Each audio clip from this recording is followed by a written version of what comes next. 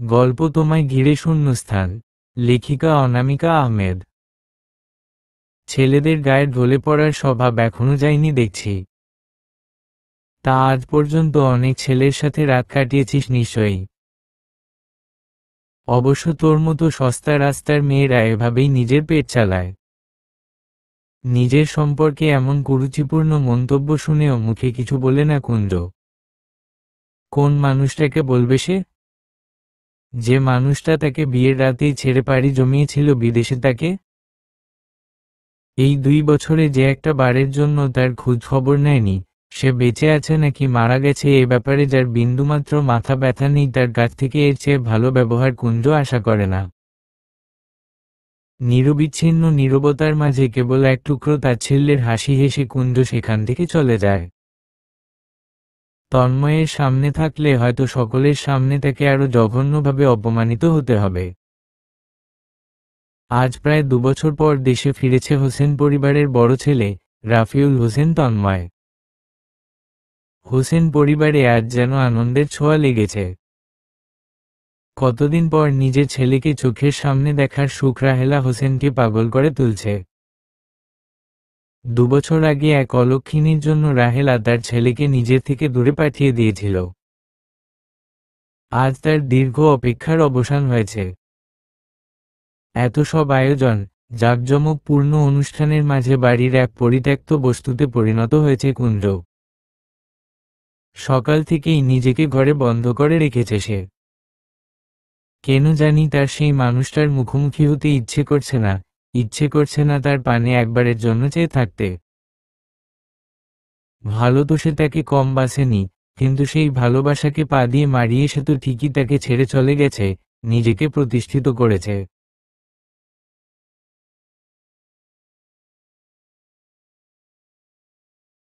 আর এদিকে কুঞ্জ রয় গেছে অন্যের গলগ্রহ হয়ে। হঠাৎ দরজায় সজোরে করাঘাত পোড়ায় কুঞ্জের ভাবনায় ছেদ পড়ে। অবসর শরীরটাকে জোর করে বিছানা থেকে টেনে নিয়ে কাপা হাতে দরজা খুলতেই এক দফা রাগী দৃষ্টির সম্মুখীন হয় সে।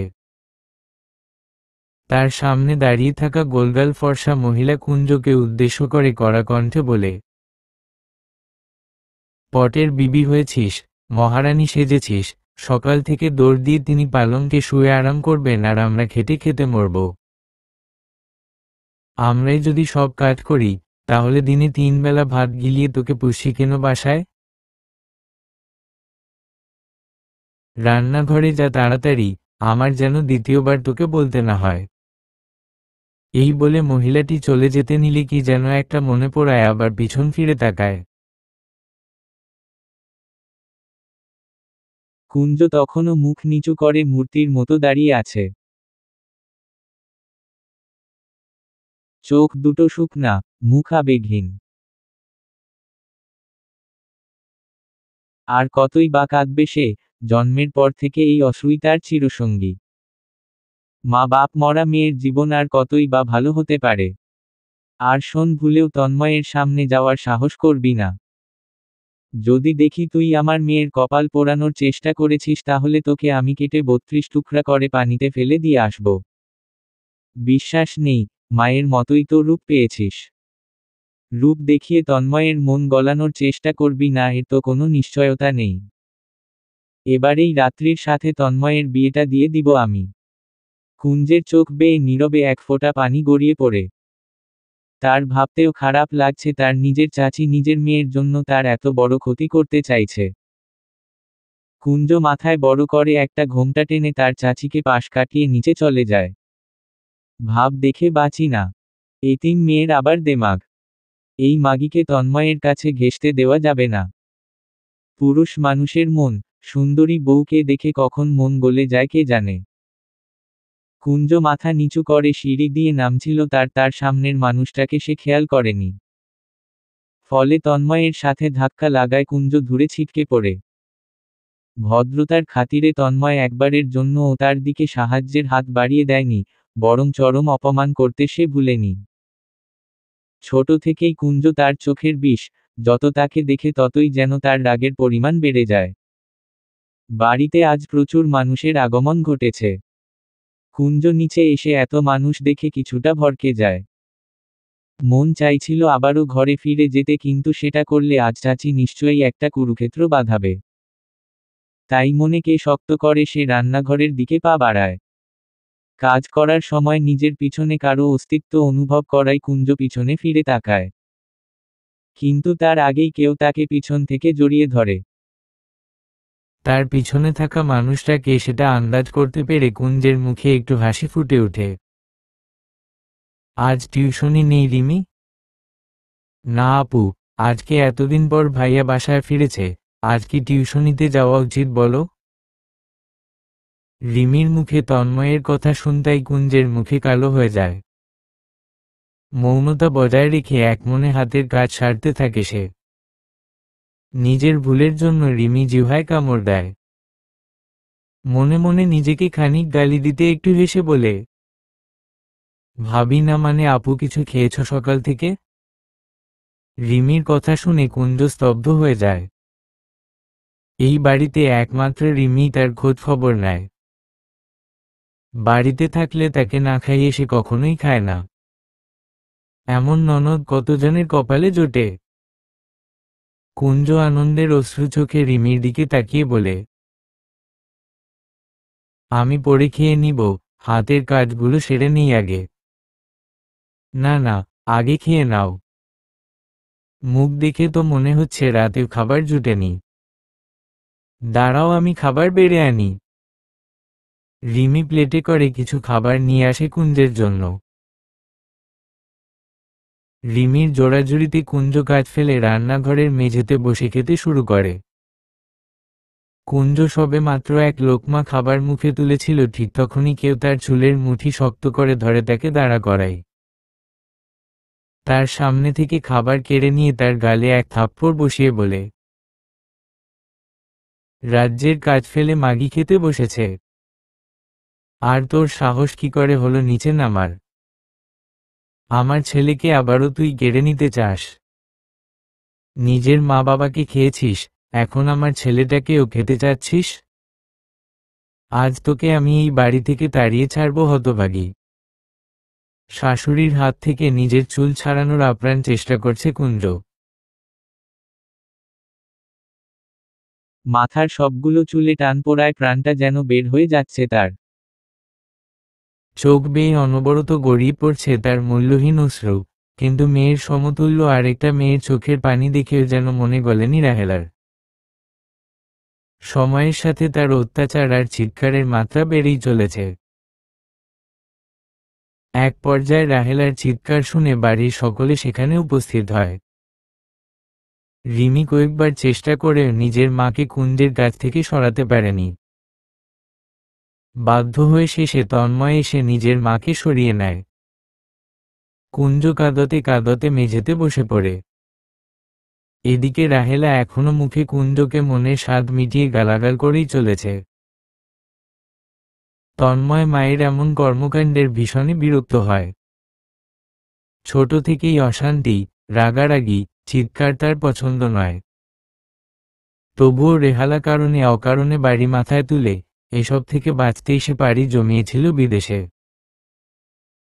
কে জানত, দাদির শেষ ইচ্ছা পূরণ করতে গিয়ে তন্ময়ের জীবনটা এমনভাবে নষ্ট হয়ে যাবে।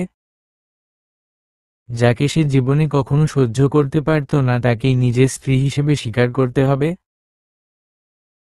এত ঝামেলার মুখে সবকিছু ছেড়ে গা ঢাকা দেওয়াটাই তার কাছে যুক্তিযুক্ত মনে হয়েছে, তাতে কাপুরুষতা হোক। 2 বছর তো শান্তিতে থেকেছে সে। কিন্তু আজ দেশে ফেরার প্রথম দিনই বড় ধরনের অশান্তির মুখোমুখি হলো তন্ময়। কুঞ্জের ওপর ভীষণই রাগ হচ্ছে তার। বেশরম বেহায়া মেয়ে, এত অপমানের পরও এই বাড়ি ছেড়ে তার জীবন থেকে চলে যাচ্ছে না, মাটি আঁকড়ে পড়ে আছে। অবশ্য এটাও তারই বাড়ি, স্বামীর বাড়ি না হোক বাপের বাড়ি। তবে বাবা মা না থাকায় তার অধিকার যেন কর্পূরের মতো উবে গেছে। বর্তমানে সে এ বাড়ির মেয়ে নয়, বরং আশ্রিতার স্থান পেয়েছে। তন্ময় গায়ের জোর খাটিয়ে তার মাকে নিয়ে সিঙ্কের কাছে যায়। তারপর অতি যত্নে পানি দিয়ে মায়ের হাত ধুয়ে দেয়। মা তোমাকে কতবার বলেছি, যাকে তাকে স্পর্শ করে নিজের হাত দুটো অপবিত্র করবে না। যেই হাত দিয়ে এই মেয়েকে ধরছ সেই হাত দিয়েই আবার আমাকে খাওয়াচ্ছ। এতে যদি আমার অসুখ বিসুখ কিছু হয়ে যায়, তখন থেকো তুমি এই মেয়েকে নিয়ে। ছেলের কথা শুনে রাহেলা দাঁত দিয়ে জিভ চেপে ধরে। ভেজা হাত দিয়েই ছেলের মাথায় হাত বুলিয়ে বলে, ভুল হয়ে গেছে বাপ আমার, আর হবে না। কিন্তু এই মাতারিকে বাসা থেকে না বের করলে যে আমার শান্তি নেই। তোমার বাসা, তোমার যাকে ইচ্ছা যখন ইচ্ছা বের করে দিবে। কিন্তু এই মেয়ে তোমার হাতের স্পর্শ পাওয়ার যোগ্যতা রাখে না। দারোয়ানকে দিয়ে ওকে ঘাড় ধাক্কা দিয়ে বাইরে ফেলে দাও। দারোয়ান থাকতে তুমি কষ্ট করবে কেন? মেঝেতে উপর হয়ে বসে নিজের স্বামী আর শাশুড়ির সকল কথাই শুনছে কুঞ্জ। কিছু বলার নেই তার কাউকে। জীবন কতটা কঠিন ও অসহনীয় হতে পারে আজ সে বুঝতে পারছে। তাকে বাড়ি থেকে বের করে দিক, আজ আর সে কারো পা ধরে আকুতি মিনতি করবে না, বলবে না তাকে বাড়ির ছেলে কোথায় একটু স্থান দিতে। আজ সে স্বেচ্ছায় চলে যাবে, মুক্তি দিয়ে যাবে সকলকে সে নামক অভিশাপ থেকে। তন্ময় ফোন করে দারোয়ানকে ডেকে এনে কুঞ্জকে ঘাড় ধাক্কা দিয়ে বের করে দিতে বলে। সদ্য ৩০ পেরোনো জোয়ান দারোয়ান কুঞ্জের দিকে লোলুপ দৃষ্টিতে তাকায়। অনেকদিন থেকেই কুঞ্জের ওপর নজর তার, কিন্তু কখনো তার খারাপ চাহিদাগুলো চরিতার্থ করার সুযোগ হয়ে ওঠেনি। কিন্তু আজ যখন এতটা কাছে আসার সৌভাগ্য তার হয়েছে, তাহলে সে কেন কুঞ্জকে অবাঞ্ছিত স্পর্শ করবে না? অন্ততপক্ষে গেটের বাইরে যাওয়া পর্যন্ত কুঞ্জের দেহে হাত দেওয়ার কথা ভাবতেই দারোয়ানের চোখ দুটো জ্বলজ্বল করে ওঠে। রিমি ব্যাপারটা ভালো করেই লক্ষ্য করে। তাই দারোয়ান তার কাছে আসতে নিলে রিমি তাকে বাধা দেয়। আর এক পা যদি আমার ভাবির দিকে বাড়িয়েছেন, তবে আজই আপনার চাকরি যাবে। যান, নিজের কাজে যান, পারিবারিক ব্যাপারে নাক গলাবেন না। রিমির তেজ দেখে দারোয়ান পিছু হটতে বাধ্য হয়। এদিকে রিমি কুঞ্জকে ভাবি বলে ডাকায় গর্জে ওঠে তন্ময়। সে দ্রুত রিমির কাছে এসে তার হাত চেপে ধরে বলে, কে ভাবি? কিসের ভাবি? কোন সাহসে তুই এই ফকিন্নি মেয়েকে ভাবি বলিস? আর ওর জন্য এত দরদ কেন তোর? জাদুটোনা করেছে নিশ্চয়ই। রিমি সজোরে ঝাড়া দিয়ে তন্ময়কে নিজের কাছ থেকে তাকে ধরিয়ে বলে, না মানলেই বিয়ে মিথ্যে হয়ে যায় না। কুঞ্জ আপুর সাথে তোর বিয়ে হয়েছে এটাই সত্য, সেই হিসেবে ও আমার ভাবি, এ বাড়ির বড় বউ। কেমন মানুষ তুই? নিজের বউয়ের গায়ে অন্য এক পুরুষের স্পর্শ লাগানোর জন্য উঠে পড়ে লেগেছিস। কুঞ্জ আপু এ বাড়ির সম্মান, এ বাড়ির আভিজাত্য।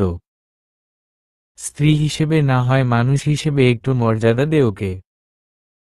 আর তুই কাকে ফকিন্নি বলছিস?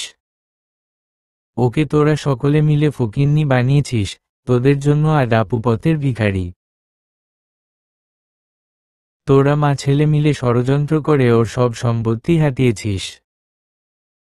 তোকে নিজের বড় ভাই বলতেও আমার ঘৃণা হয়।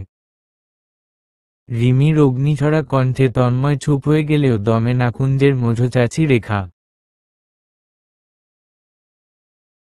ভিড় থেকে ঝগড়ার কেন্দ্রস্থলে এসে সে সজোরে রিমির গালে চড় বসিয়ে দেয়। নিজের চালচুলো নেই, সে এসেছে আরেক ফকিন্নির হয়ে উকালতি করতে। কেন ভুলে গেছিস, তোর দাদিই তো দাঁড়িয়ে থেকে এই শয়তানিকে আমার চাঁদের টুকরা তন্ময় বাবার গলায় ঝুলিয়েছে। ও কি সাধে গেছিল এই মেয়েকে বিয়ে করতে? আর ওর কোনো সম্পত্তি প্রাপ্য নয়। মেয়ে ছেলে তার ওপর বাপ বেঁচে নেই, সে আবার কিসের সম্পত্তির অংশীদার? বাহ চাচি বাহ, তোমারও এরূপ আছে জানা ছিল না। আগে তো নিজের মা ভাইয়ের নাম গাদ্দারের খাতায় লিখেছিলাম, আজ তুমিও যোগ দিলে। তুমি কি জন্য কুঞ্জ আপুর বিরুদ্ধে মাকে লেলিয়ে দিচ্ছ আমি বুঝতে পারছি না ভেবেছ? অন্য এক মেয়ের সংসার ভেঙে নিজের মেয়ের সংসার গড়বে ভেবেছ? আমিও দেখব তোমার ওই চরিত্রহীন মেয়ে কি করে স্বামীর সংসার করে। আরে তোমার মেয়ের কি এক ছেলে দিয়ে পেট ভরে? তার তো ডজন ডজন ছেলে চাই নিজের চাহিদা পূরণের জন্য। এবার রেখাও মিয়ে যায়, হার মানতে বাধ্য হয় রিমির কাছে। রিমি নিজের চোখ মুছে অবহেলিত বস্তুর মতো পড়ে থাকা কুঞ্জের কাছে যায়। সে সকলের কথাই শুনছে, কিন্তু কিছুই এর মন মস্তিষ্ককে আর স্পর্শ করছে না। রিমি নিস্তেজ কুঞ্জকে জড়িয়ে ধরে বলে, ভাবি আমাকে মাফ করে দাও। আজ সবটা আমার ভুলে হয়েছে।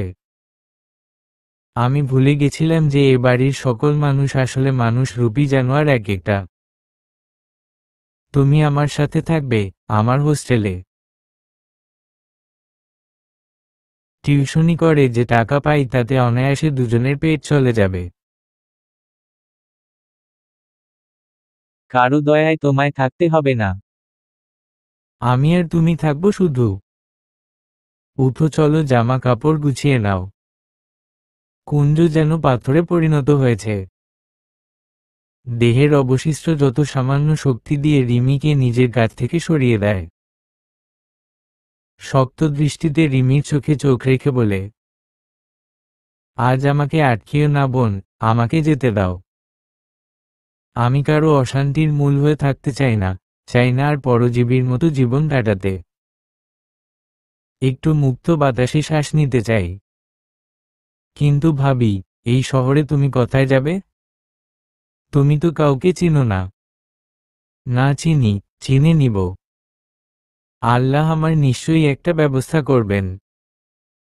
তিনি এতটা নির্দয় হবেন না আমার প্রতি, এটাই আমার বিশ্বাস। কিন্তু রিমি আর কিছু বলতে পারে না। কুঞ্জের দৃষ্টি তাকে কথার মাঝপথে থামিয়ে দেয়। আচ্ছা চল আমি তোমায় এগিয়ে দেয়। এই বলে রিমি কুঞ্জকে নিয়ে বাড়ি থেকে বের হয়ে যায়। কুঞ্জ চলে যাওয়ায় সবচেয়ে বেশি খুশি হয়েছে রেখা। সে মনে মনে বলে, যাক বাবা আপদ বিদায় হয়েছে। এখন আমাকে পায় কে? আমার মেয়ের সংসার গড়তে আর বাধা নেই। গেটের বাইরে কুঞ্জ পা ফেলার মুহূর্তে রিমি শব্দ করে কেঁদে দেয়। কুঞ্জ তার দিকে ফিরে বলে, কাঁদে না বোন, আমি বিশ্বাস করি আমাদের আবারও দেখা হবে। হয়তো কোনো এক পড়ন্ত বিকেলে নিজেদের জীবনের লক্ষ্য খুঁজতে আমাদের আবারও দেখা হবে। এই বলে কুঞ্জ রিমির কাছ থেকে বিদায় নিয়ে পা বাড়ায় অচেনা পথের উদ্দেশ্যে। বারান্দার রেলিংয়ে পিঠ ঠেকিয়ে দাঁড়িয়ে আছে তন্ময়। রিমির কথাগুলো ক্ষণে ক্ষণে মনে হচ্ছে তার। মুহূর্তেই রাগে শোকে মুখ কালো হয়ে আসছে তার। আমি কি সত্যিই গাদ্দার? না, আমি কেন গাদ্দার হতে যাব? কুঞ্জকে আমি পছন্দ করি না, সেটা আমি অনেক আগেই বলেছি। তাও তারা জোর করে এই বিয়ে দিয়েছে। এখানে আমার তো কোনো দোষ নেই।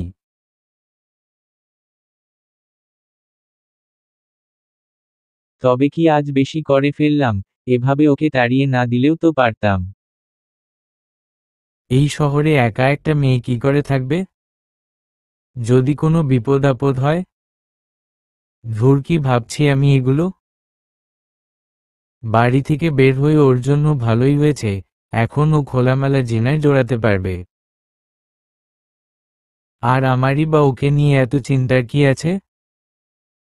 ব্যস্ত শহরে সন্ধ্যা ঘনিয়ে আসার সাথে সাথেই রাস্তার পাশের দণ্ডায়মান ল্যাম্পপোস্টগুলো জ্বলে ওঠে।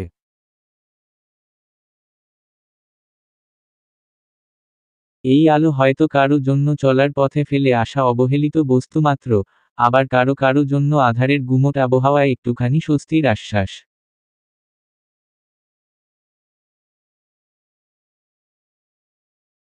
রাস্তার ধার দিয়ে হেঁটে যাওয়ার সময় কুঞ্জের চোখ পড়ে সেই জ্বলন্ত ল্যাম্পপোস্টগুলোর দিকে। এক অজানা ভয় কাজ করতে থাকে তার মনের মাঝে। বিকেল গড়িয়ে সন্ধ্যা হয়ে চলল, অথচ মাথা গোজার মতো একটা নিরাপদ ঠাঁই জোগাড় করতে পারেনি সে। সাথে একটা কানাকড়িও নেই কুঞ্জের, যার ভরসায় একটা আশ্রয়ের সন্ধান করবে সে। গয়না বলতে কানের ছোট দুটো রিং, যেগুলোকে বেচতে গেলে স্বর্ণকার অনায়াসে সেগুলাকে ইমিটেশন বলে চালিয়ে দিবে। কাঁধে ঝোলানো কাপড়ের ব্যাগটা ছাড়া আর কিছুই সাথে আনেনি কুঞ্জ। কিই বা আনবে সে? কোন অধিকারই বা খাটাবে? যে অধিকার ফেলে সে চিরদিনের মতো বাড়ি ছেড়ে চলে এসেছে, সেই অধিকার? নিজের কাছে এতটাও নীচ হতে পারেনি কুঞ্জ। চাইলে তো সে তার মামার বাসায়ও যেতে পারত, হয়তো আশ্রিতা হয়েই রয়তো, কিন্তু নিরাপদ আশ্রয় তো পেত। আর কতদিন কুঞ্জ অন্যের গলগ্রহ হয়ে থাকবে? একদিন দুদিন করে তো জীবনের 20টা বছর অন্যের ঘাড়ে বসেই খেয়েছে। এবার কুঞ্জ দেখুক দুনিয়াটা কেমন। এই কথাগুলো ভাবতে ভাবতে কুঞ্জ আবারও পা বাড়ায় সামনের দিকে। সুদূর প্রসারী রাস্তার অন্ত দেখা যায় না। সময় বাড়ার সাথে সাথেই জনসমাগম কমছে কুঞ্জের আশেপাশে। নিজের মনের ভয়কে চাপা দিকে কুঞ্জ চারপাশে ভালো করে তাকায়। তারপর শক্ত করে ব্যাগের ফিতা চেপে ধরে এক শ্বাসে এগিয়ে চলে। দৃষ্টি সম্মুখ দিকে থাকলেও আর চোখে সে অনেক কিছুই দেখে, কিছুর অর্থ বোঝে, কিছুর হয়তো বোঝে না। তবে সে ভালোই বুঝতে পারে রাস্তার অনেকেই তার দিকে লালসার দৃষ্টিতে চেয়ে আছে। সে যেন এক ভোগের পণ্য, এমন দৃষ্টি দেখে গা গুলিয়ে উঠে কুঞ্জের, তবুও সে পা থামায় না। কিছুদূর যাওয়ার পর কুঞ্জের কানে ভেসে আসে মাগরিবের আজান, সেই সাথে তার হতাশাগ্রস্ত দীর্ঘশ্বাসের শব্দ শোনা যায়। রাত হতে বেশি দেরি নেই, তাড়াতাড়ি তাকে কিছু একটা করতে হবে। এবার কুঞ্জের হাঁটার গতি বেড়ে যায়। রাস্তার পাশে দাঁড়ানো কিছু কমবয়সী মেয়েও তার দিকে এক অদ্ভুত দৃষ্টিতে তাকিয়ে আছে। মেয়েদের পোশাক দেখে কুঞ্জ ভালোই বুঝতে পেরেছে তারা পতিতা, এই সমাজের নিষিদ্ধ নারী। তারা হয়তো কুঞ্জকেও তাদের মতোই এক অপবিত্র মেয়ে হিসেবে গণ্য করছে। কিন্তু তারা তো জানে না কুঞ্জ কতটা পবিত্র। বিয়ের 2 বছর পরও আজও সে পবিত্র, কোনো পুরুষের ছোঁয়া লাগেনি তার দেহে। বেশ কিছুক্ষণ দৌড়ানোর পর কুঞ্জ এক চা স্টলের কাঠের বেঞ্চে বসে পড়ে। তাকে হাঁপাতে দেখে বৃদ্ধ দোকানদার এক গ্লাস পানি হাতে তার কাছে যায়। দীর্ঘক্ষণ কুঞ্জের গলা দিয়ে কিছুই নামেনি, তার ওপর এতখানি হেঁটে গলাটা শুকিয়ে কাঠ হয়ে গেছে। এমতাবস্থায় চোখের সামনে পানি দেখে কিছু না ভেবেই ধক ধক করে গ্লাসের পুরোটা পানি শেষ করে ফেলে। ব্যাকুলভাবে পানি খেতে দেখে বৃদ্ধ কুঞ্জকে উদ্দেশ্য করে বলেন, আম্মাজানের মনে হয় সকাল থেকে খাওয়া হয়ে ওঠে নাই। কিছু খাওন এনে দিব, খাইবা আম্মাজান? খাবারের কথা শুনতাই কুঞ্জের চোখ খুশিতে জ্বলজ্বল করে ওঠে। কিন্তু পরক্ষণেই তার মনে পড়ে যায় তার কাছে তো টাকা নেই। তাহলে এই খাবারের টাকা কি করে শোধ করবে সে? না চাচা, থাক, লাগবে না। লাগতো না কেন? তোমার মুখ শুকিয়ে গেছে। খুব খিদা পাইছে না আম্মাজান? দাঁড়াও, আমি আসছি। চাচা, লাগবে না। আসলে আমার কাছে কোনো টাকা নেই। কুঞ্জের কথা শুনে বৃদ্ধ মুচকি হাসে। মানুষের উপকার করার লাগি টাকা নিমু? না, অতটাও অভাবে পড়ি নাই এখনো। তোমার টাকা দেউন লাগবো না। এই বলে বৃদ্ধ লোকটা চলে যায়। কিছুক্ষণ পর দুটো বনরুটি আর এক কাপ চা এনে কুঞ্জের জন্য। কুঞ্জ সেগুলো প্রাণ ভরে খায়। সারাদিন না খাওয়ার কারণে শুকনো বন রুটিও যেন বিরিয়ানির চেয়ে সুস্বাদু লাগে। ধন্যবাদ চাচা। আপনি এক অভুক্তকে খাবার দিয়ে সাহায্য করেছেন, এই এহসান আমি কোনো দিনও ভুলব না। আম্মাজান, বাড়ি ফিরে যাও। এত রাইতে ভালো ঘরের মেয়েরা রাস্তায় থাকে না। বৃদ্ধের উপদেশ বাণী শুনে কুঞ্জের মুখ বেদনায় শুকিয়ে যায়। ঠোঁটের এক প্রান্ত কামড়ে বলে, বাড়ি নাই আমার চাচা। কোথাও যাওয়ার জায়গা নেই। কি বলো আম্মা? তোমার মা বাপ কই? মারা গেছেন। তাহলে এতদিন থাইকতা কই? এক আত্মীয়ের বাসায়, আজ তারা বের করে দিয়েছে আমাকে। কথাগুলো বলতে বলতে কুঞ্জের গলাটা ধরে যায়। চোখ জোড়া ঝাপসা হয়ে আসে, হয়তো আরেকটু হলে চোখ থেকে পানির স্রোত গড়িয়ে পড়ত। কিন্তু তার আগেই কুঞ্জ নিজেকে সামলে নেয়। আম্মা, আমার বাসায় চল, আমার এক বিবি আর এক মেয়ে আছে। মেয়েটা তোমার বয়সী। গরিব মানুষ, বস্তিতে থাকি। জানি তোমার কষ্ট হইব, কিন্তু তোমাকে কেমনে রাস্তায় থাকতে দেই? সদ্য পরিচয় হওয়া এক মানুষের বাসায় যেতে নিরাপদ বোধ করছে না কুঞ্জ। তাই সে কথা কাটানোর চেষ্টা করে। চিন্তা করবেন না চাচা, আমি মামার বাসায় যাচ্ছি। তাদের এখানেই থাকব। মামার বাসায় যাবে শুনে বৃদ্ধ একটু স্বস্তি পায়। তাই সে এবার কুঞ্জকে যেতে দেয়। আবারও কুঞ্জ হাঁটা শুরু করে। এখন রাস্তা আরো স্থবির হয়ে পড়েছে। হঠাৎ তার মনে হলো তার পিছনে কিছু একটা আসছে। ভয় ভয় পিছনে ফিরে তাকাতেই এক বড় কালো মাইক্রোবাস দেখতে পায়। ঠিক তখনই পিছন থেকে কেউ কুঞ্জের মুখের রুমাল চেপে ধরে আর কুঞ্জ জ্ঞান হারায়। অন্ধকার রুমের ঠিক মাঝে চেয়ারের সাথে বেঁধে রাখা হয়েছে কুঞ্জকে। এখনো জ্ঞান ফিরেনি তার। অচেতন অপরাপর দিকে অনেকক্ষণ ধরে একজন তীক্ষ্ণ দৃষ্টিতে তাকিয়ে আছে। সেই দৃষ্টি কি লালসার নাকি মোহিত হওয়ার সেটা বোঝা বড় দায়। হয়তো সে তার তীক্ষ্ণ দৃষ্টি দিয়ে কুঞ্জের শরীরকে উপলব্ধি করার চেষ্টা করছে। আবার হয়তো কুঞ্জের ওপর নিজের প্রতিশোধ মেটানোর পরিকল্পনা করছে। কালো হুডি পরা লোকটা তার কাছে দাঁড়িয়ে থাকা বডিগার্ডকে রুষ্ট কণ্ঠে জিজ্ঞাসা করে, আয়ুষ, এই মেয়েটাই তন্ময়ের স্ত্রী? ইয়েস স্যার, আমাদের সোর্স কখনো ভুল খবর দেয় না। এই মেয়েটাই মুনতাহা হোসেন কুঞ্জ, রাফিউল হোসেন তন্ময়ের স্ত্রী। 2 বছর আগে ওদের বিয়ে হয়েছে। মেয়েটি তার স্ত্রী হওয়ার পাশাপাশি সম্পর্কে তন্ময়ের মেঝো চাচার মেয়ে। বলতে হবে তন্ময়ের পছন্দ আছে।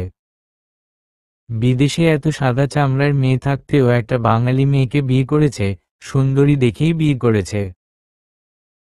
যাই হোক, এই মেয়েই এখন আমার তুরুপের তাস। ওকে দিয়েই আমি তন্ময়কে ধ্বংস করে দিব, আর তা না হলে তন্ময়ের বউকে বেচে দিব কোনো পতিতালয়ে। যে যেটার যোগ্য। ইমতিয়াজ এক ধ্যানে তাকিয়ে আছে অচেতন কুঞ্জের দিকে। তখনও সে চেয়ারে বাঁধা অবস্থায় পড়ে আছে।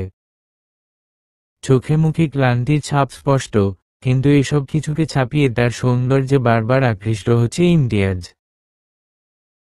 তাই এক বিবাহিত নারীর দিকে অমন বেহায়ের মতো তাকিয়ে আছে সে।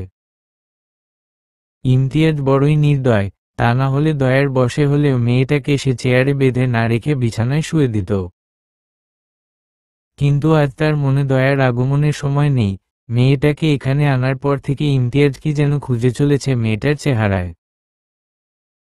তার পাশে দাঁড়িয়ে থাকা গার্ডরা একে অন্যের মুখ চাওয়াচাওয়ি করে, তারাও ভীষণ অবাক, কিন্তু মুখে কিছুই বলে না তারা। সময় গড়িয়ে যাচ্ছে, একসময় কুঞ্জের জ্ঞান ফিরতে শুরু করে। কিন্তু ইমতিয়াজের তাকে দেখার স্বাদ যেন শেষ হতেই চাচ্ছে না। চোখ খুলে এতগুলো বিশালাকায় সুঠামদেহী পুরুষ দেখে কুঞ্জ রীতিমতো ভয় চমকে ওঠে। এতজন পুরুষের মধ্যে আবার একজন কেমন করে যেন তার দিকে তাকিয়ে আছে। কুঞ্জ একটু নড়ার চেষ্টা করে, কিন্তু লাভ হয় না। তার হাত পা দড়ি দিয়ে চেয়ারের সাথে খুব শক্ত করে বেঁধে রাখা হয়েছে, মুখে টেপ লাগানো। তাই হাজার চিৎকার করার চেষ্টা করার পরও কোনো শব্দ বের হচ্ছে না তার মুখ থেকে। কুঞ্জকে নড়তে চড়তে দেখে ইমতিয়াজ তার দিকে কয়েক কদম এগোয়। তার চোখে মুখে কেমন এক মাতাল ভাব, লোকটা যে স্বাভাবিক অবস্থায় নেই কুঞ্জ ভালোই বুঝতে পারছে। এবার ভয়ে সে কাঁপতে শুরু করে। ইমতিয়াজ তার হাতে থাকা রিভলভারের ডগা দিয়ে কুঞ্জের মুখ চেপে ধরে। তারপর তার চোখের দিকে তাকিয়ে তাকে জিজ্ঞাসা করে, আর ইউ মিসেস তন্ময়? তুমি কি তন্ময়ের স্ত্রী? কথাটা সে এতটাই ধীর ও গভীর কণ্ঠে বলে যে কুঞ্জের গায়ে এক শিহরণ বয়ে যায়। কুঞ্জের চোখে ভীতি বেড়ে যায়, গলা দিয়ে শব্দ বের হচ্ছে না। আর বের হবেই বা কি করে, তার মুখ যে বাঁধা। কুঞ্জের কাছ থেকে কোনো উত্তর না পেয়ে ইমতিয়াজের মনে রাগগুলো জমাট বাঁধতে থাকে। মেয়েটার এত দেমাগ যে ইমতিয়াজের কথার জবাব দেয় না। সাথে সাথেই সজোরে এক চড় বসিয়ে দেয় সে কুঞ্জের গালে। ইমতিয়াজ পরক্ষণেই খেয়াল করে কুঞ্জের মুখে টেপ লাগানো, কথাই বা বলবে কি করে সে।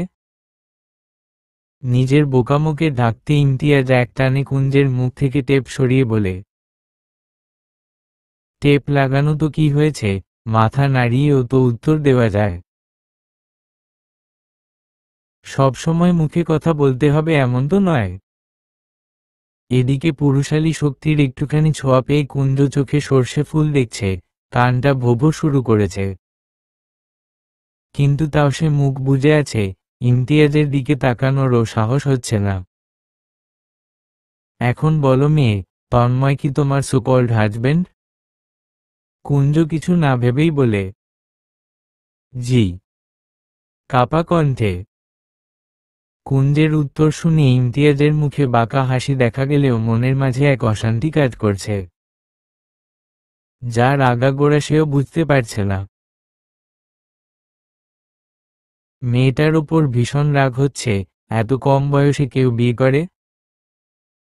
আর একটু পরে বিয়ে করলে কি মজা ভারত অশুদ্ধ হয়ে যেত?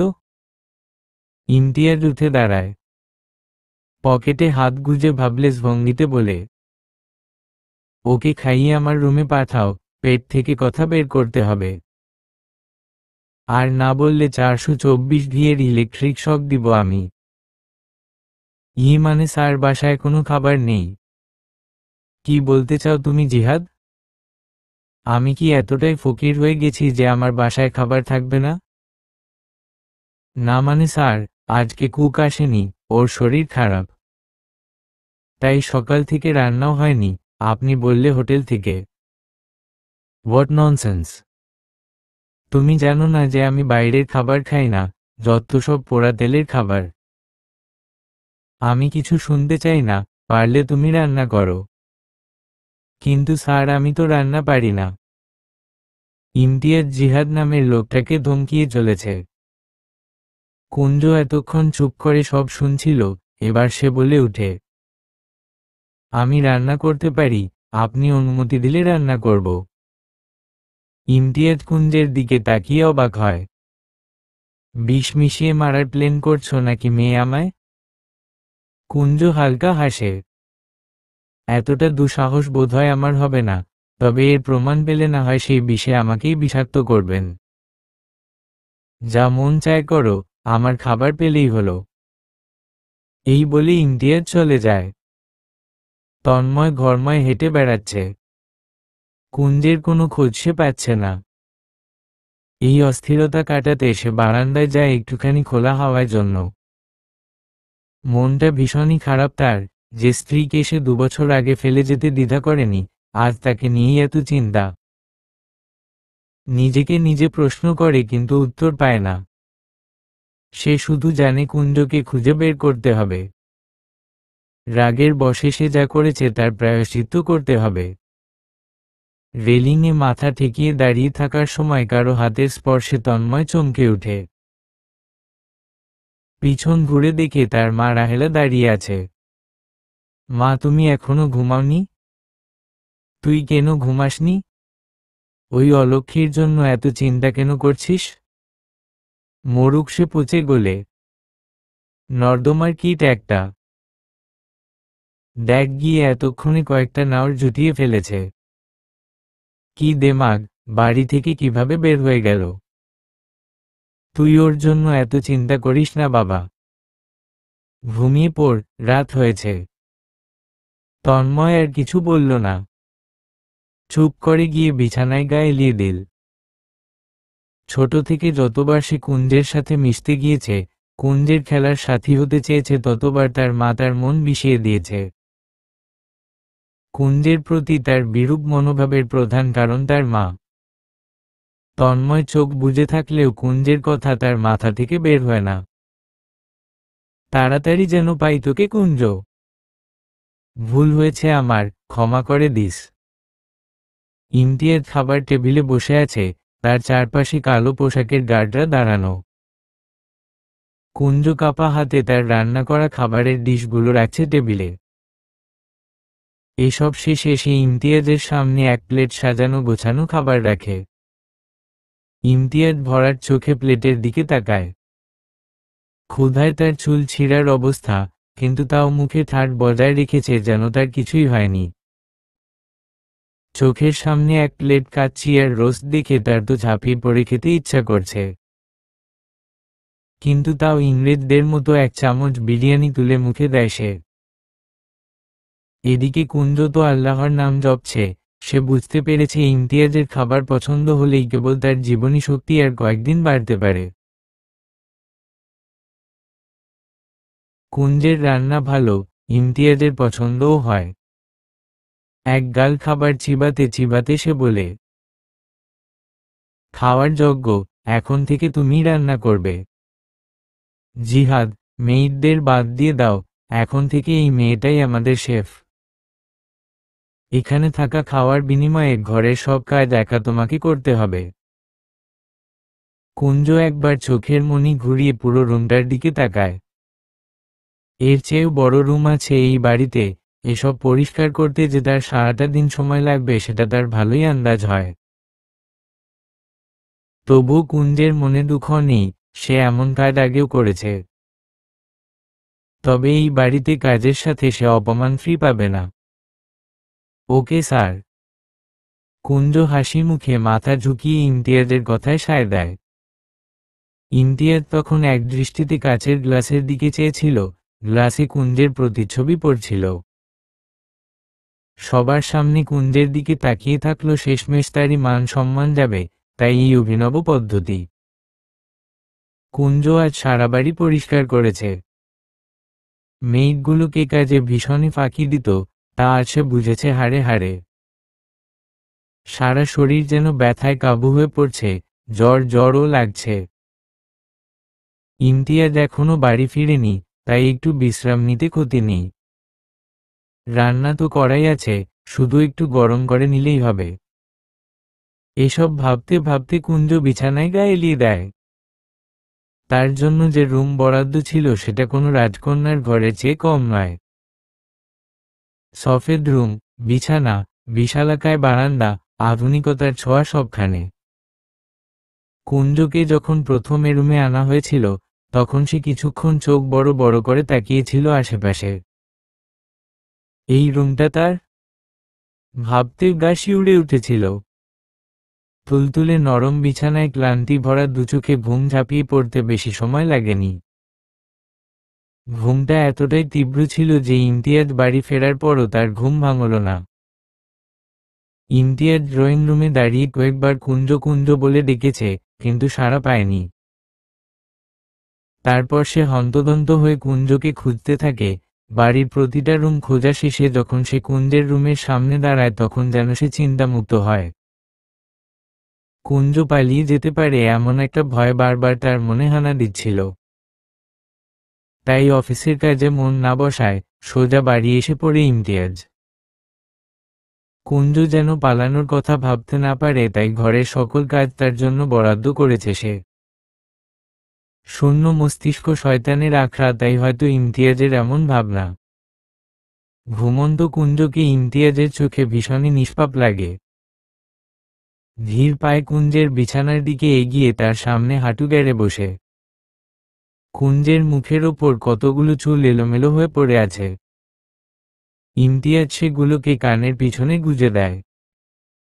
এক বিবাহিত মেয়ের জন্য তার এই মায়া, আকর্ষণের কিছুই বুঝতে পারছে না সে। কুঞ্জকে তো সে এনেছিল তার চিরশত্রু তন্ময়কে ঘায়েল করার জন্য, কিন্তু এখন সে মেয়েটার প্রতি নিজেই ঘায়েল হয়ে যাচ্ছে। তোমার রূপ বড়ই আশ্চর্য মেয়ে, যা ইমতিয়াজ ফাহিমের পাথর হৃদয় কেউ গলিয়ে ফেলেছে। এই মায়া আমি কখনোই ছাড়তে পাবো না, বরং তন্ময়কে এই মায়া ছাড়তে হবে। এই বলে ইমতিয়াজ কুঞ্জের কপালে ছোট্ট করে একটা চুমু দিয়ে নিচে চলে যায়। Imtiaz, baby, did you miss me? Look at me baby. Stop this nonsense Runa, কাজ করছি দেখতে পারছো না? তোমাকে না আমি এখানে আসতে নিষেধ করেছি, তোমাকে আর কতবার বলতে হবে I just hate you. Runa ঠোঁট উল্টিয়ে দুহাত দিয়ে ইমতিয়াজের গলা জড়িয়ে ধরে। এমন করছো কেন আমার সাথে ইমতিয়াজ? আমার মধ্যে কি নেই যেটা ওই ক্ষেত মেয়েটার মধ্যে আছে? আমি কি দেখতে এতই খারাপ? ইমতিয়াজ সজোরে ধাক্কা দিয়ে রুনাকে নিজের থেকে ছাড়িয়ে নেয়। ক্ষেত কাকে বলছো তুমি? নিজের চেহারাটা আয়নায় দেখেছো কখনো? 2 ইঞ্চি পুরো মেকআপ লাগিয়েও তো সুন্দরী সাজতেন পারো না। এসেছো আমার কাছে ঘেঁষতে? হাজার পুরুষের স্পর্শ তোমার গায়ে, ওই গা আমি ছুঁয়েও দেখব না।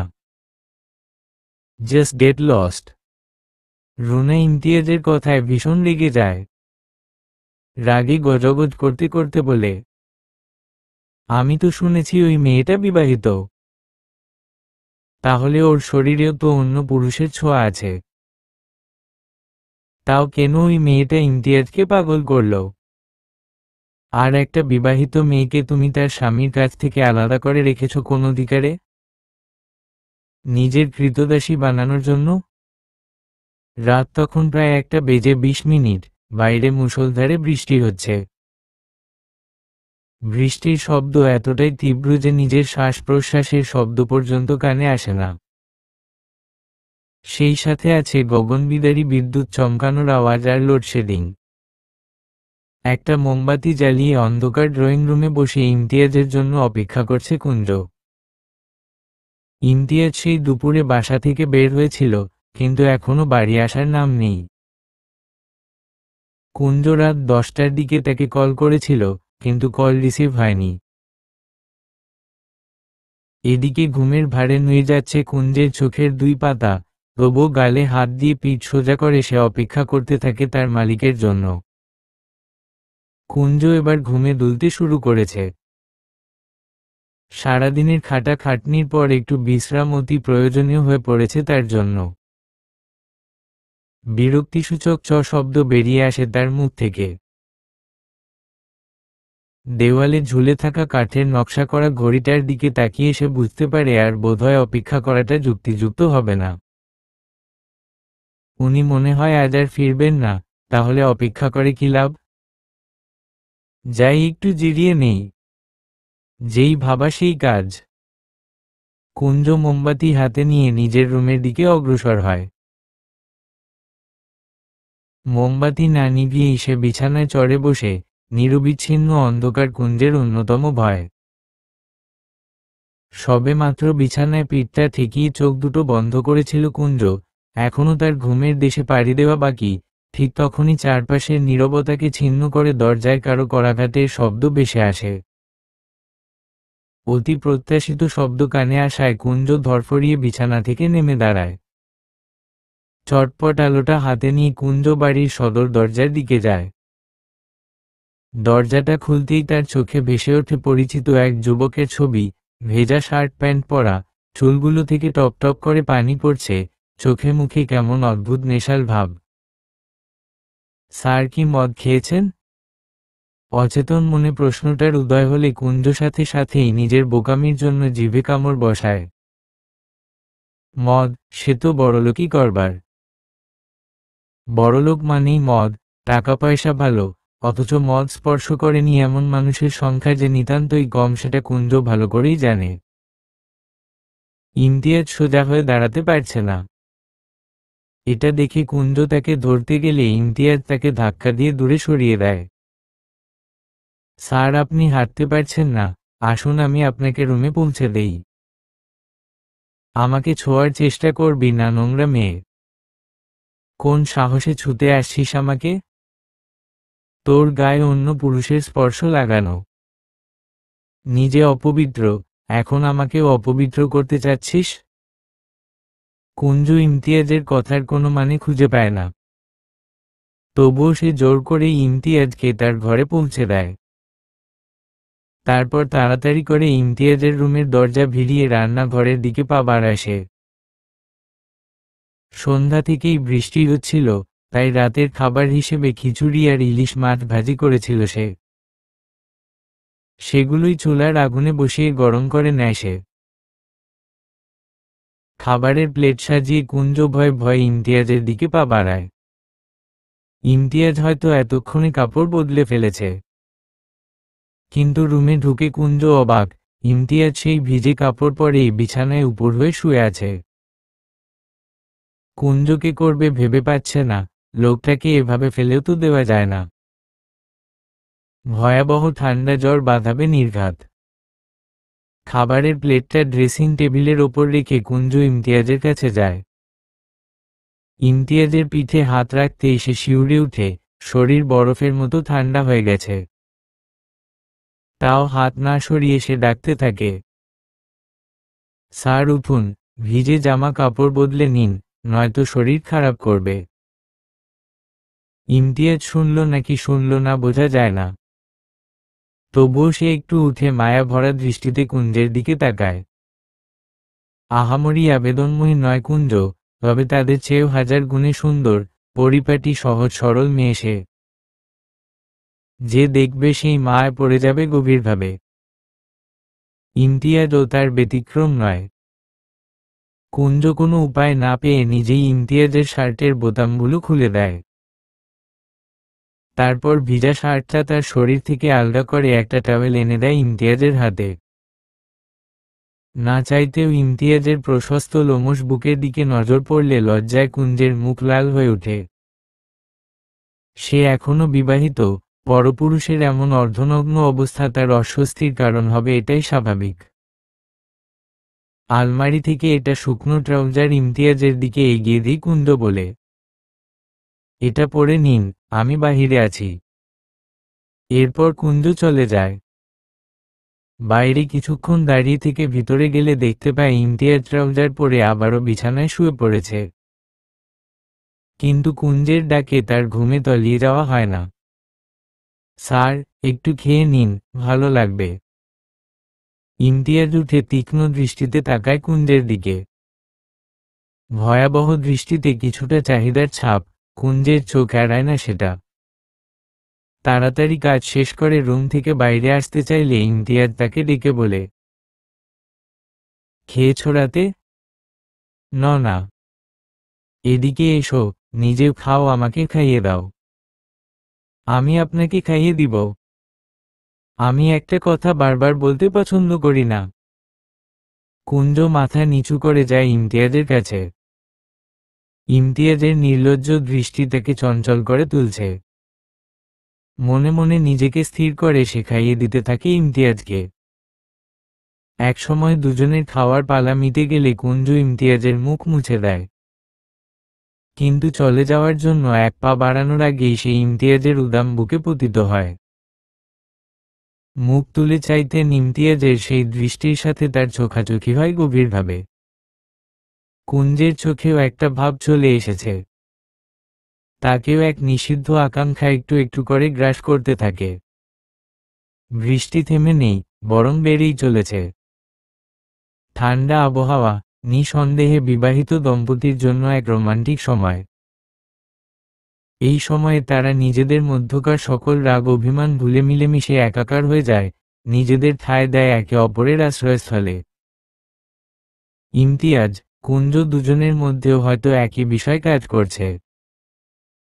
কুঞ্জের ইচ্ছা করছে ইমতিয়াজের অন্যায় দাবিগুলো মেনে নিজেকে তার কাছে বিলিয়ে দিতে। এতে তার মস্তিষ্ক চিন্তা শূন্য হয়ে যাওয়ায় নিজে থেকেই ঠোঁট বাড়িয়ে দেয় ইমতিয়াজের দিকে।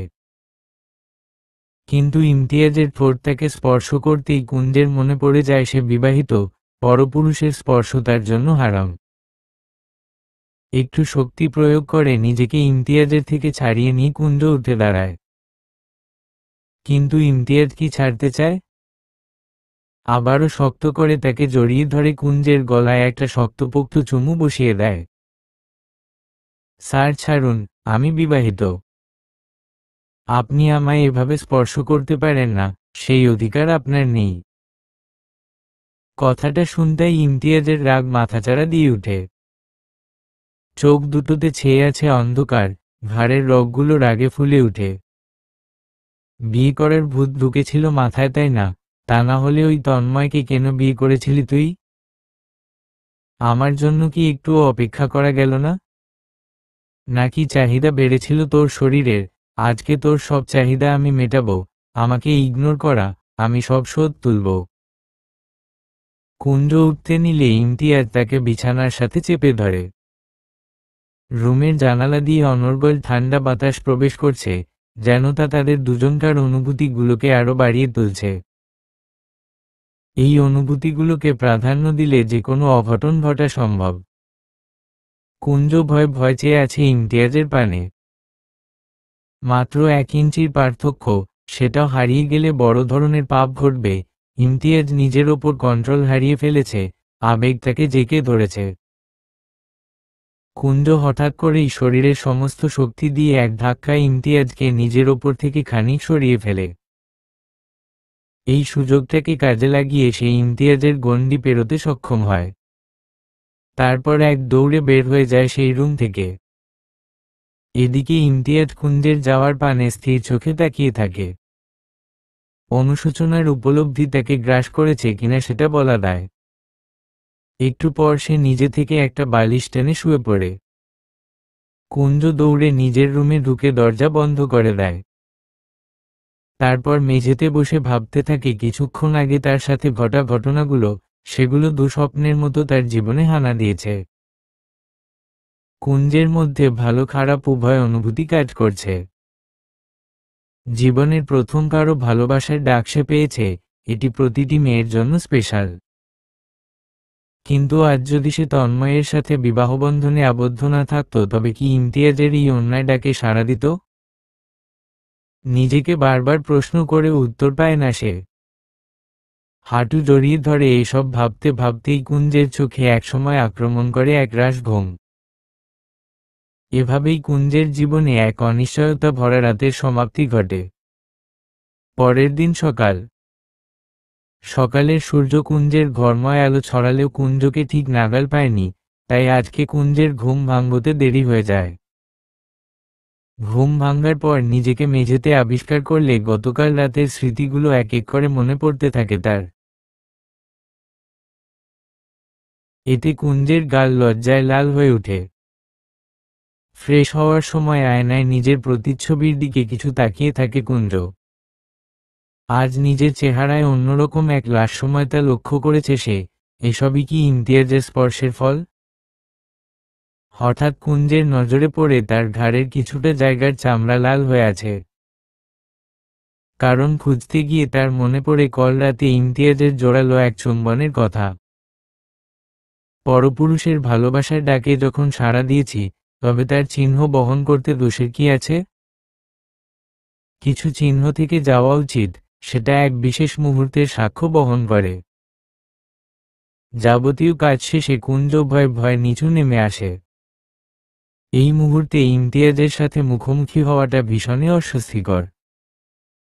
ডাইনিংয়ে এসে জিহাদকে দেখতে পেয়ে কুঞ্জ জিজ্ঞাসা করে, শুভ সকাল জিহাদ ভাই। স্যার কোথায় দেখতে পাচ্ছি না যে? উনি কি খাবেন না? স্যার একটু আগে বাড়ি থেকে বের হয়ে গেছেন। কি যেন জরুরি কাজ আছে, আমাকে সাথে নিলেন না? ওহ, আচ্ছা, একটু অপেক্ষা করুন, আমি আপনার ব্রেকফাস্ট বানিয়ে আনছি। এই বলে কুঞ্জ রান্নাঘরে চলে যায়। ব্রেকফাস্ট বানানোর সময় বারবার তার মাথায় একটা প্রশ্ন আসে, লোকটা এত সকালে গেল কোথায়? কোনোদিন তো এত সকালে উঠতে দেখি না তাকে। কালো গাড়িতে ঠেস দিয়ে দাঁড়িয়ে হাতের সিগারেটটাতে শেষ টান দিচ্ছে ইমতিয়াজ। বর্তমানে সে হোসেন মেনশনের সামনে দাঁড়িয়ে আছে। সিগারেটটা পা দিয়ে পিষে প্লোটার পাশের গার্ডকে উদ্দেশ্য করে বলে, কাগজপত্র কি সব রেডি? জি স্যার, কালই সব আনিয়ে রেখেছি। গুড, দাও। গার্ড ইমতিয়াজের হাতে কিছু কাগজ তুলে দেয়।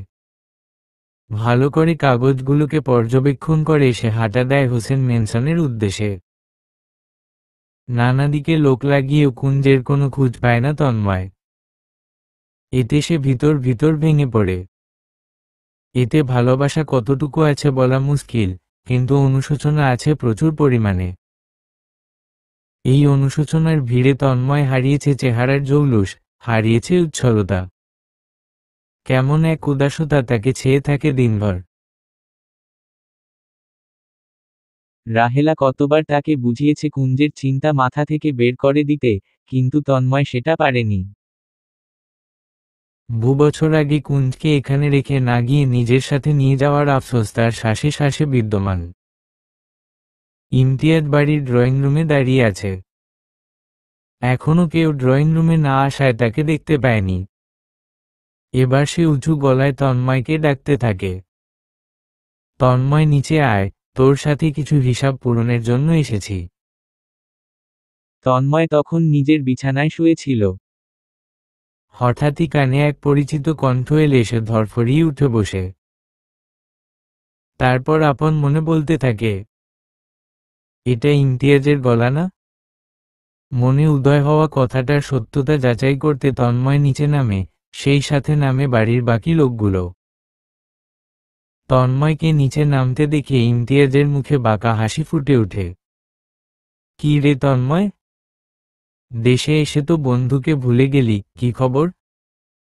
কি কারণে এখানে এসেছিস তুই? সো রুড, প্রথমবার তোর বাড়িতে এলাম, ঠান্ডা গরম কিছু অফার করলি না।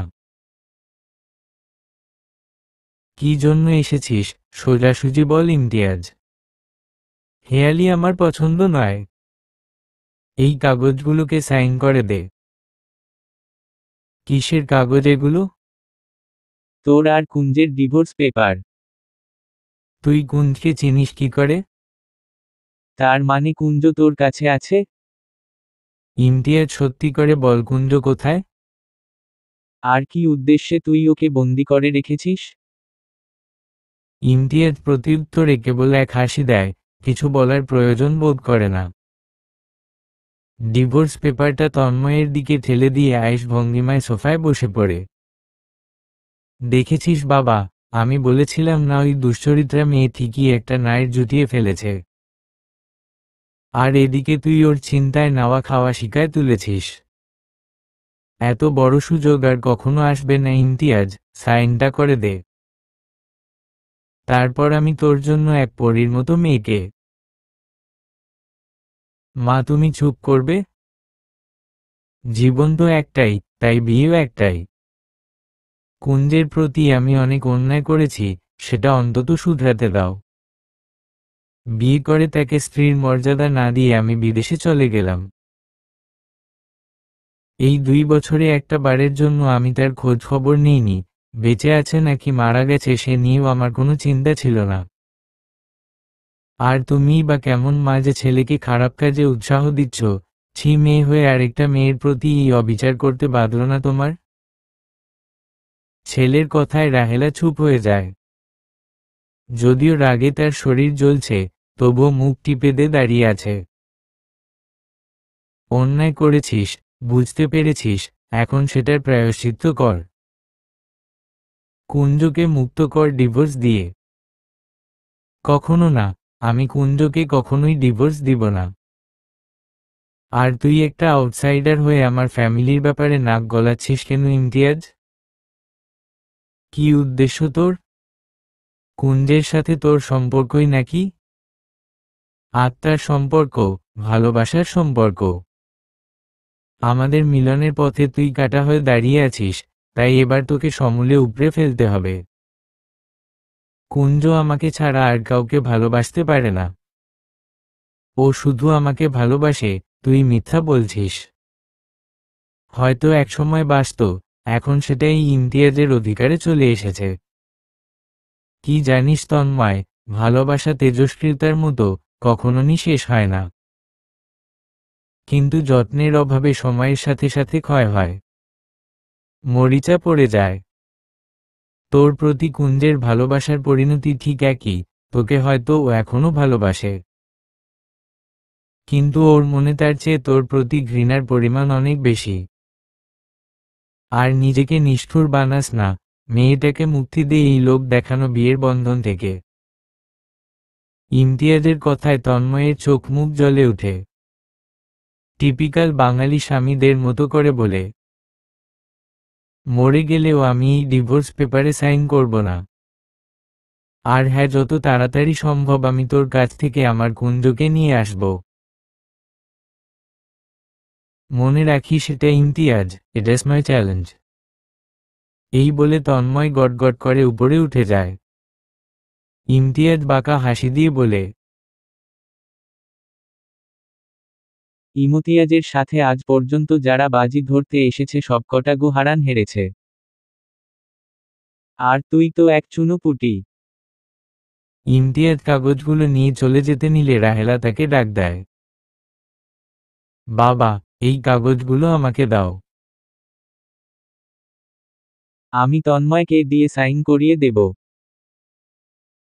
তুমি কোনো চিন্তাই করো না। কালকের মধ্যে সব হয়ে যাবে। ইমতিয়াজ চোখের সানগ্লাসটা নামিয়ে আপাদমস্তক রাহেলাকে পর্যবেক্ষণ করে। লাল পাড় সাদা শাড়ি পরা এক প্রৌঢ়া, যার চেহারার দিকে তাকালেই বোঝা যায় সারাদিনের কথা ওকে লাগানো কূটনামিতে সে কতটা পারদর্শী।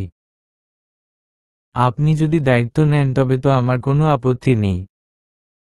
আপনি কাজটা করতে পারবেন তো? পারবো মানে খুব পারবো। ওই মেয়েকে আমার ছেলের জীবন থেকে না তাড়ানো পর্যন্ত কোনো শান্তি নেই। ইমতিয়াজের রাগ মাথাচাড়া দিচ্ছে, কিন্তু তবুও সে কিছুই বলে না, কারণ এখন তার সেই মহিলার সাহায্য দরকার। হাসি মুখে পেপারগুলো রাহেলার হাতে দিয়ে ইমতিয়াজ হোসেন ম্যানশন থেকে বের হয়ে যায়। বাড়ির সব কাজ সেরে কুঞ্জ সবেমাত্র গোসলের জন্য বাথরুমে ঢুকেছে। ঠিক তখনই বাড়িতে কেউ আসে, দরজা ধাক্কা দেওয়ার ছন্দ যেন বলে দিচ্ছে ইমতিয়াজ এসেছে। এদিকে কুঞ্জ পড়েছে মহা ঝামেলায়। ইতোমধ্যে জামা কাপড় খোলা শেষ, এমনকি সেগুলো ভিজিয়েও ফেলেছে। আর নতুনগুলোও বিছানার ওপর। বাথরুম থেকে বের হয়ে সেগুলো পরতে নিলেও অনেকটা সময় নষ্ট হবে। কি করবে কিছু বুঝতে না পেরে কুঞ্জ গায়ে একটা তোয়ালে পেঁচিয়ে তার ওপর একটা ওড়না গায়ে দিয়ে নিচে যায়।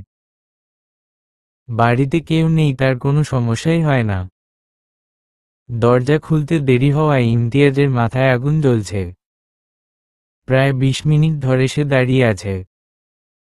সে ভেবেছিল কুঞ্জ দরজা খুললে তাকে কয়েকটা কঠিন কথা শুনবে, কিন্তু তা আর হলো কই। দরজা খুলতেই তার চোখের সামনে ভেসে উঠল এক অপরূপা ছবি। গায়ে সাদা টাওয়েল, চুল থেকে টপ টপ করে পানি ঝরছে, গায়ের যে অংশগুলি দৃশ্যমান সব জায়গায় ফোঁটা ফোঁটা পানির বিন্দু জমা। এ অবস্থায় কোনো নারীকে দেখলে এক পুরুষের জন্য নিজেকে নিয়ন্ত্রণ করা আসলেই কঠিন হয়ে পড়ে। ইমতিয়াজ কুঞ্জকে থেকে ভিতরে ঢুকে দরজা আটকে দেয়। কুঞ্জ চলে যেতে নিলে ইমতিয়াজ তার কোমর জড়িয়ে তাকে নিজের কাছে নিয়ে আসে। কাল রাতে আমার থেকে বাঁচতে পারলেও আজ বাঁচতে পারবে ভেবেছ? জোরালো শাস্তির মুখোমুখি হতে হবে তোমায়। আজ আমি ছাড়া অন্য কোনো পুরুষ আসলে তার সামনে কি এমন আবেদনময়ী হয়ে যেতে? আমার জিনিস অন্য কেউ দেখুক সেটা তো আমি হতে দিতে পারি না। Be ready for my punishment baby girl. বিশালাকায় রুফটপে প্রখর রোদে পুড়ে ঠায় হয়ে দাঁড়িয়ে আছে কুঞ্জ। দৃষ্টি তার জ্বলজ্বলে সূর্যের দিকে।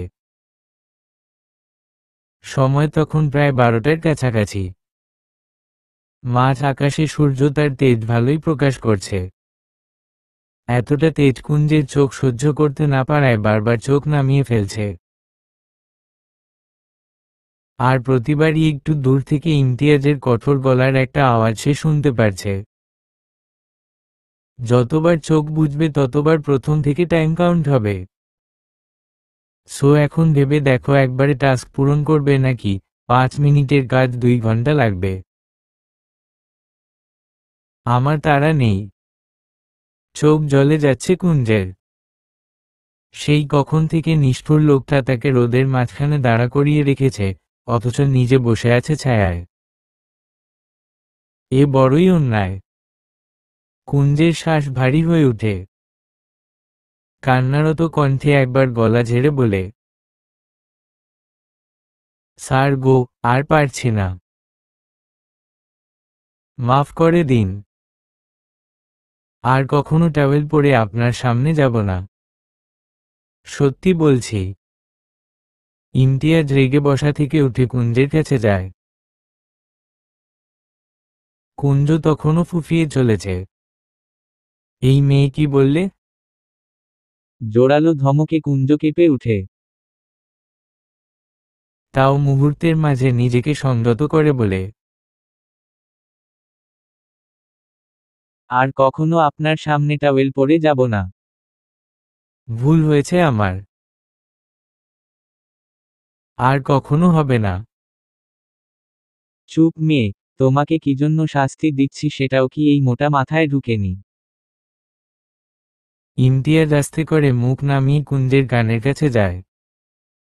ঠোঁট দিয়ে কুঞ্জের কানের লতি একটু স্পর্শ করে বলে, আমার সামনে যা ইচ্ছা তাই পরে আসতে পারো মেয়ে, কিন্তু অন্য কোনো পুরুষের সামনে তোমার যাওয়া বারণ, বুঝেছ? কুঞ্জের মেরুদণ্ড যেন শক্ত হয়ে যায় ইমতিয়াজের এমন হাসকি কণ্ঠে। ইমতিয়াজ আবারও পূর্বের জায়গায় ফিরে এসে বলে, আজকের জন্য মাফ করলাম, তবে এই শাস্তির বদলে তোমাকে অন্য শাস্তি পেতে হবে। শাস্তির কথা শুনে কুঞ্জের গলা শুকিয়ে যায়। ভয়ে ভয়ে বলে, কি শাস্তি? তেমন কঠিন না, আমাকে 3 বার পালা করে খাইয়ে দিতে হবে, নিজের হাতে। আমার হাতে কেন খাবেন? আপনার হাতের কি হয়েছে? ইমতিয়াজ রাগী চোখে একবার তাকায় কুঞ্জের দিকে। এটাই তার জন্য যথেষ্ট। মাথা নিচু করে সে বলে, আচ্ছা, তাই হবে। কি রান্না হয়েছে আজ দুপুরে? মাছ ভাত করেছি, 2 হাতের মাছের তরকারি আর ইলিশ মাছ ভাজি। বাসায় কি মাছ ছাড়া আর কিছুই ছিল না? I just hate fish. আপনি বাঙালি হয়ে মাছ খেতে চান না, এটা কেমন কথা? একবার খেয়ে দেখুন। যান, ফ্রেশ হয়ে আসুন, আমি ভাত বাড়ছি। ইমতিয়াজ আর কথা বাড়ায় না, ধুমধাম পায়ে উপরে চলে যায়। ইমতিয়াজকে খাওয়াতে গিয়ে একের পর এক হাতের আঙুলে কামড় খাচ্ছে কুঞ্জ। প্রথমে আসতে দিলেও সময়ের সাথে সাথে কামড়গুলো জোরালো হচ্ছে। একসময় না সইতে পারে কুঞ্জ ভাতের প্লেটটা টেবিলে রেখে বলে, কি শুরু করেছেন আপনি? এভাবে কামড়াচ্ছেন কেন কুকুরের মতো? What dog? So smelly. I hate dogs. আপনি তো নিজেকে ছাড়া সব কিছুই হেট করেন। এভাবে হাতে কামড় দিবেন না। ওগুলো তোমার আঙুল। আমি তো ভেবেছিলাম মাছের কাঁটা। যা শক্ত তোমার আঙুল। কুঞ্জ ভাত মাখতে মাখতে তার ছেলের এক হাসি দেয়। তারপর আনমনে বলে, গত 8টা বছর ধরে সারা সংসারের কাজ করেছি একা হাতে। হাত তো শক্ত হবেই। কামলার হাত লোহার চেয়ে শক্ত। ইমতিয়াজের চোখ মুখ রাগে শক্ত হয়ে আসে। ওরা তোমার উপর অনেক টর্চার করেছে? কুঞ্জ কিছু বলতে পারে না। তার আগেই কাগজ হাতে জিহাদের আগমন। স্যার, কাজ শেষ। সাইন করে দিয়েছে। এখন শুধু ম্যাডামের সাইন বাকি। ইমতিয়াজ এটা শুনে বিস্তর হাসে। আর ওই মহিলার কি করেছ? আপনার কথা মতো সোজা মাথায় 2টো গুলি করে দিয়েছি। আপনি কার কথা বলছেন স্যার? জিহাদ ভাই কাকে মেরে ফেলেছেন? সেটা তোমার না জানলেও চলবে, তোমাকে যে কাজ দিয়েছি সেটা করো। আমার খাওয়া শেষ হলে এই কাগজে সাইন করে দিবে। কিসের কাগজ এটা? তোমার আর তন্ময়ের ডিভোর্স পেপার। কুঞ্জ যেন আকাশ থেকে পড়ে। সে কখনো ভাবে নিজে ইমতিয়াজ তাদের নিয়ে মাথা ঘামাবে। হাতে থাকা খাবারের প্লেটটা টেবিলে রেখে কুঞ্জ রেগে মেগে তাকায় ইমতিয়াজের দিকে। একজন বাইরের মানুষ হয়ে আপনি কেন আমার জীবনের ব্যক্তিগত অধ্যায় নাক গলাচ্ছেন? এটা আমার ব্যাপার, আমি বুঝব। জিহাদ, যাও তো এখন থেকে, তোমাদের ম্যাডামকে একটু বুঝো দিতে হবে। ইমতিয়াজের কথা মতো জিহাদ চলে যায়। ইমতিয়াজ চলে যাওয়ার সাথে সাথেই ইমতিয়াজ কুঞ্জের কোমর জড়িয়ে তাকে নিজের অনেক কাছে নিয়ে আসে। তোমার ব্যক্তিগত অধ্যায় বলতে আর কিছু নেই। যা তোমার, তাই আমার। আমার জিনিসের মালিক আমি নিজেই। তুমি ভাবলে কি করে এখনো আমি তোমাকে তন্ময়ের স্ত্রী হিসেবে থাকতে দিব? তন্ময় কি নিজে থেকে আমাকে ডিভোর্স দিয়েছে? কুঞ্জের মনে দৃঢ় বিশ্বাস তন্ময় নিজে থেকে কখনো তাকে ডিভোর্স দিবে না। কারণ গত 2 বছরে তার ওপর অনেকেই অনেক চাপ তৈরি করেছে যেন সে কুঞ্জকে ছেড়ে দেয়, কিন্তু কোনো এক অজানা কারণে কখনোই তন্ময় তাকে ছাড়েনি। তাই এবারেও তার মনে একটা খটকার তৈরি হচ্ছে। না, ও নিজে থেকে সাইন করেনি, কৌশলে ওকে দিয়ে সাইন করিয়েছি আমি। তাহলে এখনো আমি ওনার স্ত্রী? কারণ ব্যাপারটা ওনার অজান্তে হয়েছে। উনি স্বেচ্ছায় আমার তালাক দেননি। তাই আমি এই কাগজে সই করলেও বিশেষ একটা লাভ হবে না। কুঞ্জু ইমতিয়াজের কাছ থেকে নিজেকে ছাড়িয়ে নেয়। ইমতিয়াজ চোখ বুজে একটা দীর্ঘশ্বাস ছেড়ে নিজেকে শান্ত করার চেষ্টা করে। কুঞ্জ, তুমি কাকে বেছে নিবে তোমার জীবন সঙ্গী হিসেবে? আমাকে নাকি ইমতিয়াজকে? আমি জানি না। তুমি আজকে আমার থেকে পালাতে পারবে না। বলতেই হবে তোমাকে। তোমার মনে কি আমার প্রতি কোনো অনুভূতি নেই? আমি কি তোমার ভালোবাসা পাওয়ার অযোগ্য? তোমাকে নিজের জীবনে চাওয়া কি আমার অপরাধ? কুঞ্জ নিশ্চুপ হয়ে দাঁড়িয়ে আছে। ইমতিয়াজ কুঞ্জকে তোলে তুলে তাকে চেয়ারে বসায়। তারপর তার সামনে হাঁটু গেড়ে বসে বলে, আমি তোমাকে ভালোবেসে ফেলেছি কুঞ্জ। তুমি সবটাই বুঝতে পারছো। তাও কেন তাকে নিজের সাথে জোড়াচ্ছ যে তোমাকে ভালোবাসে না, অসম্মান করে, স্ত্রীর স্বীকৃতি দেয়নি কখনো? আর আমি এটাও বিশ্বাস করি না যে তোমার মনে আমার কোনো জায়গা নেই। তোমার পুরো হৃদয় ঘিরে আমি আছি। কুঞ্জ আরো কিছুক্ষণ নিশ্চুপ থেকে শেষে কেঁদে দেয়। কি পেয়েছে মেয়েটা সারা জীবন? না পেয়েছে বাবা মায়ের ভালোবাসা, না পেয়েছে স্বামীর সোহাগ। অপমানে জর্জরিত এই জীবনে ইমতিয়াজ আলোর ছোঁয়া। সেও তাকে চায়, কিন্তু তন্ময় যে তাকে এই মিথ্যা সম্পর্কের বাঁধন থেকে কখনো মুক্তি দিবে না সেটাও তার ভালো করে জন্য। ইমতিয়াজ নিজ হাতে কুঞ্জের চোখ মুছে দেয়।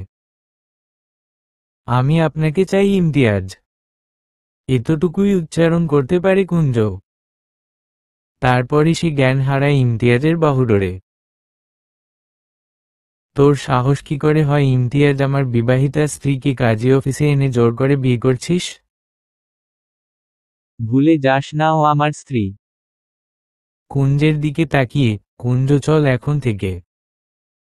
জানিস তোকে আমি কতদিন ধরে খুঁজে চলেছে, কিন্তু তোর কোনো খবর পাইনি। না জানি এই শয়তানটা কোথায় তোকে লুকিয়ে রেখেছিল। এই বলে তন্ময় কুঞ্জের হাত ধরে তাকে নিয়ে চলে যেতে নিলে বেশ বাধার সম্মুখীন হয়। তন্ময় পিছন ঘুরে দেখে কুঞ্জ নিজে থেকেই যেতে চাচ্ছে না। কুঞ্জ, তুই কি এই ছেলেটাকে ভয় পাচ্ছিস? ভয় পাওয়ার কোনো কারণ নেই। আমি আছি না। কেউ তোর কোনো ক্ষতি করতে পারবে না। আপনি চলে যান, আমি আপনার সাথে যাব না। আমি উনাকে ভালোবাসি, আর উনার সাথেই থাকতে চাই সারা জীবন। কুঞ্জের মুখে এমন কথা শুনে তন্ময়ের চক্ষু চড়গাছ। কুঞ্জের দু কাঁধে হাত রেখে তাকে ঝাঁকিয়ে বলে, কি বলছিস তুই কুঞ্জ? তুই কি ভুলে গেছিস তুই আমার বিবাহিত স্ত্রী? আর এখন তুই একটা পরপুরুষের সাথে থাকবি বলছিস? তুই কি অধর্ম করবি ভাবতে পারছিস? কুঞ্জ এক ধাক্কায় তন্ময়কে নিজে থেকে সরিয়ে দেয়। তাহলে তালাক দিন আমায়। বিয়েটা আমাদের ইচ্ছার বিরুদ্ধে হয়েছিল, কিন্তু তালাক আমাদের সম্মতিতে হবে। আমি মরে গেলেও তোকে তালাক দিব না। আমি তোর স্বামী, তোকে জোর করে নিয়ে যাওয়ার সম্পূর্ণ অধিকার আমার আছে। কিসের অধিকার আমাকে দেখাচ্ছেন আপনি? স্বামীর অধিকার? স্বামী স্ত্রী শব্দটার অর্থ বুঝে না দেও? কি দিয়েছেন আপনি আমাকে? একবারের জন্য কাছে এসেছেন? ভালো করে কথা বলেছেন? ভরণ পোষণ দিয়েছেন? কিছুই করেননি। এখন আমাকে স্বামীর অধিকার দেখাচ্ছেন। তন্ময় অবাক চোখে তাকিয়ে আছে কুঞ্জের দিকে। যে মেয়ে কিনা কখনো তার চোখে চোখ রাখেনি, সেই মেয়ে আজ তার সামনে চিৎকার করে কথা বলছে। আমি তোকে ভালোবাসি কুঞ্জ। দূরত্ব আমাকে তোকে ভালোবাসতে শিখিয়েছে। আমি আপনার ভালোবাসা চাই না। তাহলে কি চাস? মুক্তি চাই আপনার কাছ থেকে, এই মিথ্যা বন্ধন থেকে আমাকে মুক্তি দিন। এই কথাটা বলতে তোর কি একটুও কষ্ট হলো না কুঞ্জ? আমি তোকে ভালোবেসে ফেলেছি, হয়তো দেরিতে তবুও বেসেছি। মানুষ মাত্রই তো ভুল করে, আমিও করেছি, আমি স্বীকার করছি। চল না নতুন করে সাজাই আমাদের জীবনটা। কিছুদিন আগে হলেও সম্ভব হতো। কিন্তু এখন এই মুহূর্তে দাঁড়িয়ে আমি আপনাকে স্বামীর আসনে বসাতে পারবো না। আপনি কাগজে কলমেই কেবল আমার স্বামী, কিন্তু আমার মান অন্য কারো অধিকারে চলে গেছে। নারীর ভালোবাসা যেমন গভীর, রাগ তার চেয়ে আরো কয়েক গুণে কঠোর। কুঞ্জ যখন তন্ময়কে ভালোবেসেছিল নির্দ্বিধায় তার জন্য অপেক্ষা করেছিল 2টি বছর। বাসর রাতেই স্বামী চলে যাওয়ার সংবাদ তাকে দুর্বল করেছিল, কিন্তু আশাহত হয়নি। মনকে শক্ত করে হাজারো অপমান সয় থেকে গেছে শ্বশুর বাড়িতে। পায়নি একটু ভালোবাসা, সম্মান। কিন্তু তন্ময়ের জন্য কুঞ্জের মনে রাগ, অভিমান, ঘৃণা ব্যতীত আর কোনো অনুভূতি নেই। জীবনের প্রাণপুরুষ বদলে যাওয়ার সাথে সাথে বদলে গেছে তার চাহিদা। সেই সাথে বদলিয়েছে নিজেকে।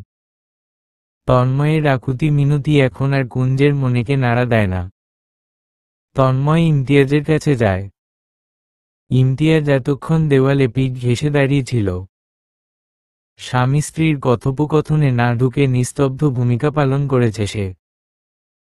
ইমতিয়াজ, আমার মাকে কেড়ে নিয়েছিস তুই। কিন্তু তাও আমি তোকে কিছু বলিনি। কোথাও না কোথাও আমার মা দায়ী ছিল কুঞ্জের জীবনকে বিভীষিকাময় করতে। কিন্তু কুঞ্জকে প্লিজ আমার কাছ থেকে কেড়ে নিস না। আমি ওকে ছাড়া থাকতে পারবো না। দুঃখিত বন্ধু, অবশ্য বন্ধু শব্দটা তোর সাথে মানায় না। তুই কারো বন্ধু হওয়ার যোগ্য নোস। আমার বাবা কতটা ভরসা করে তোকে নিজের কোম্পানির দায়িত্ব দিয়েছিল। আর তুই কি করলি? কোম্পানির সকল টাকা নিজের অ্যাকাউন্টে ট্রান্সফার করিয়ে দেশে চলে এলি। আমার বাবা কতটা কষ্ট পেয়েছিল সেদিন জানিস? রাতেই হার্ট অ্যাটাকে বাবা। প্রথমে প্রতিশোধ নিতে চেয়েছিলাম কুঞ্জকে ব্যবহার করে। তারপর দেখলাম এই মেয়েও ভুক্তভোগী। মানুষের ইমোশন নিয়ে খেলা তোর মায়ের স্বভাব। তাই প্রতিশোধ নিলাম। প্রাণে এখনো বেঁচে আছিস তাই শুকরিয়া আদায় কর। কোনো এক জীবনে তোকে সবচেয়ে কাছের বন্ধু মেনেছিলাম, তাই তোকে নিজ হাতে আঘাত করতে পারিনি। মুক্তি দে কুঞ্জকে, আমাদের মিলনের পথে বাধা হয়ে দাঁড়াবি না তন্ময়। ইমতিয়াজের কথা শুনে তন্ময়ের চোখ মুখ শক্ত হয়ে যায়। সে কিছুটা পিছিয়ে গিয়ে নিজের রিভলভারটা বের করে তাক করে ইমতিয়াজের দিকে। আমি যদি কুঞ্জকে না পাই, তাহলে পৃথিবীর কেউ পাবে না। এই বলে ইমতিয়াজের দিকে গুলি চালায় তন্ময়। গুলি এসে বিধে ইমতিয়াজের কাঁধে, সাথে সাথেই ইমতিয়াজ মেঝেতে লুটিয়ে পড়ে। বুঝে ওঠার আগেই এমন কিছু ঘটবে সেটা কুঞ্জ আন্দাজ করতে পারেনি। চোখের সামনে ইমতিয়াজকে গুলি করে হলো, অথচ সে কিছুই করতে পারল না। স্রোতের মতো রক্ত ঝরছে ইমতিয়াজের কাঁধ থেকে। কুঞ্জ দ্রুত শাড়ির আঁচল দিয়ে বাঁধন দেয় রক্ত আটকানোর জন্য। নে মুক্তি চেয়েছিলি না আমার থেকে? যার জন্য চেয়েছিলি তাকেই মুক্তি দিয়ে দিলাম।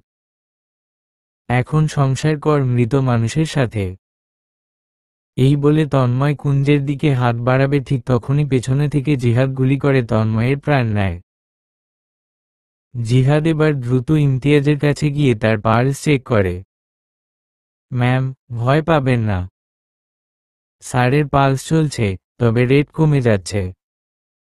তাড়াতাড়ি উনাকে হাসপাতালে ভর্তি করতে হবে। আপনি বাসায় যান। আর আমি না হয়? না, আমি ইমতিয়াজের সাথেই যাব হাসপাতালে। ওকে ছেড়ে থাকা আমার কাছে মৃত্যুর সমান। জিহাদ আর কথা বাড়ায় না। কুঞ্জকে সাথে নিয়ে আহত ইমতিয়াজকে নিয়ে যায় তাদের পার্সোনাল হাসপাতালে। এই হাসপাতালের মালিক ইমতিয়াজ নিজেই। তবে সে এটা নিজের জন্য তৈরি করেনি, করেছে গরিব মানুষদের জন্য যারা টাকার অভাবে বিনা চিকিৎসায় মারা যায়। অপারেশন থিয়েটারের সামনের করিডোরে বসে আছে কুঞ্জ। কাঁদতে কাঁদতে চোখের পানি শুকিয়ে গেছে তার। হতভম্বের মতো বসে আছে সে, চোখের দৃষ্টির সীমা নেই। এদিকে জিহাদ পায়চারি করছে। মনে মনে সে নিজেকে দোষারোপ করছে। আর একটু আগে আসলে হয়তো সে তার স্যারকে বাঁচাতে পারত। ডাক্তার অপারেশন থিয়েটার থেকে বের হয়ে এল জিহাদ তার কাছে ছুটে যায়। ডাক্তার স্যার কেমন আছেন?